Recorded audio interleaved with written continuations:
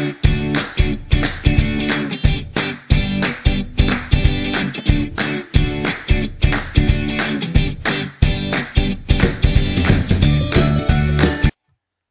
достор, сиздер Илгиз Шамырзаев YouTube каналынан кыргыз тилин үйрөнүү үчүн атайын жасалган видео сабактарды көрүп жаткан кезиңиздер. Амансыздарбы, барсыздарбы?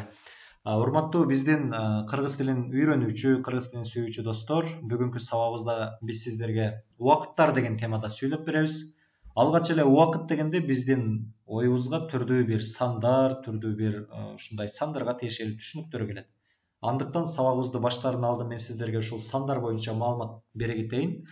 Мисалы кыргыз тилинде бул 1, бул 2, бул 3, 4, 5, 6, 7, 8, 9, 10, 20, 30, 40, 50, 60, 70, 80, 90, 100.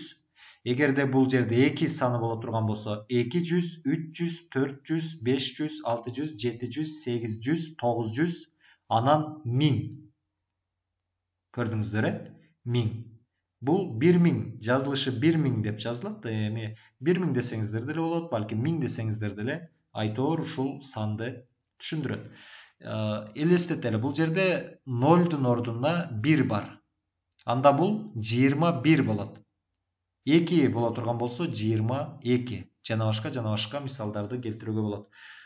Мисалы кийинки биздин мисалыбызга көңүл бурсаңыздар, бул жерде сенин капчыгыңда канча сом акчаң бар? Менин капчыгымда 5500 сом акчам бар. Бул жерде жазуу түрүндө да биз келтирип жатабыз. А сен мага 1200 сом карызга акча берип тура аласыңбы? Албетте. Анткени сен менин досумсуң да. Көрдүңүздөр, бул жерде бул эки достун ушул сандарга байланыштуу атайын диалогторуна көңүл бурдуңуздар. Азыр болсо саатка тиешелүү түшүнүктөр боюнча маалымат бере кете турган болсок, эми бүгүнкү күндө ар бир эле адамда уюлдук телефон бар, андыктан башка бир бейтааныш адамдардан саатты суроого анчейин деле бизде муктаждык жок.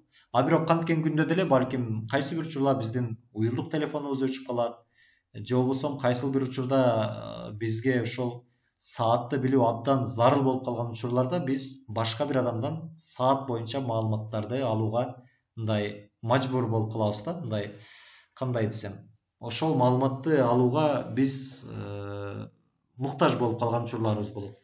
Мисалы бул жерде караңыздар, бул саатта саат 1ден 50 мүнөт өттү. Саат 1ден 50 мүнөт өттү. Бул азыр болуп жаткан учурчак. Учурда болуп жатат. Демек, учурда болуп жаткан убакытты биз өттү деп айтабыз. Саат канча болду? Саат 13дөн 50 мүнөт өттү. Же болбосо саат 1ден 50 мүнөт өттү деп колдонсоңуздар болот. Мисалы 1, 2, 3, 4, 5, 6, 7, 8, 9, 10, 11, 12 бул саат көрсөткүчтөрү болот. Ал эми бул 5, 10, 15, 20, 25, 30, 35, 40, 45, 50, 55, анан 00 булар мүнөттүн көрсөткүчтөрү.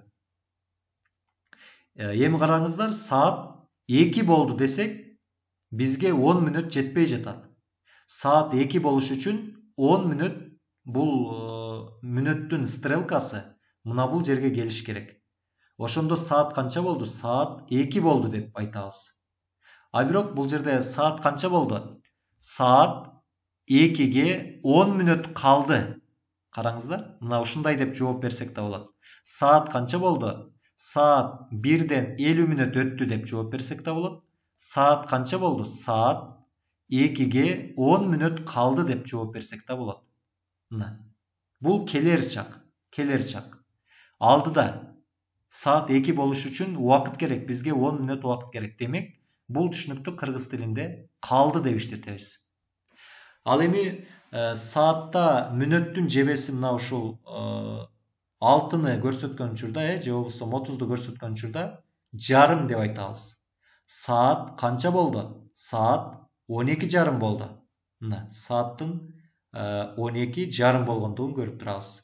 Айтоор 1:30, 2:30, 3:30, мына айтоор ушул стрелка ушул жерге келсе, биз жарым деп иштетсек болот. Мисалы бул сааттарга караңыздар. Бул жерде саат 9 болду. Keçirесіздер. Бұл жерде saat 9 емес, 9-дан 15 минут өтті. Бізде техникалық бір қатачылық кетіп қалыптыр. Бұл жерде saat 9-дан 15 минут өтті. Saat 10:30 болды. Бұл жерде 10:30 болды saat. Saat 11:50. 11-ден 50 минут өтті. Бұл жерде saat қанша болды? Saat 11-ден 50 минут өтті. Saat 2-ден 55 минут өтті. Бұл жерде saat 2-ден 55 минут өтті. Же болбосом saat 3-кө 5 минут қалды. Saat 3-кө 5 минут қалды деп тағын іштетсеңіздер болады. Азыр болсо дал ушул saat түштүктөрүнө байланыштуу мисалдарды биз диалогтордон келтирели. Салам достор, менин атым Бакыт. Мен бүгүн кечки saat 6-да Бишкектен Астанага учамын. Азыр saat 3. Учактын учушуна дагы 3 saat бар. Мен ага чейин керектүү буюмдарымды алып, баштыгыма жайгаштырамын. Учууга 1 saat калган учурда аэропортко барып, каттоодон өтөмүн. Бул жерде ушул saatка тиешелүү түшүнүктөрдү кездештирсек болот. Салам, менин атым Милена. Мен бүгүн Ташкенттен Кыргызстанга келдим. Кыргызстанда saat 12-ден 15 минут өтүптүр. Азыр мен корбума жолугамын. Корбум экөөбүз 2 saatтай дүкөндөрдү кыдырып, бирге сейилдейбиз. Салам, менин атым Марат. Жашым 15-те. Мен 7-класста окуймун. Бизде ар бир сабак 45 мүнөттөн болот. Ар бир сабактын ортосунда 5 мүнөттүк тыныгуу бар. Мен азыр атамды күтүп жатам. Ал болжолду saat 1:30-да келип калуусу керек эле. Азыр saat 1:30-га 10 мүнөт калды. Бул жерде дагы карасаңыздар saat 1:30 боло элек, ага 10 мүнөт калды деп жаткандыгын байкасаңыздар болот.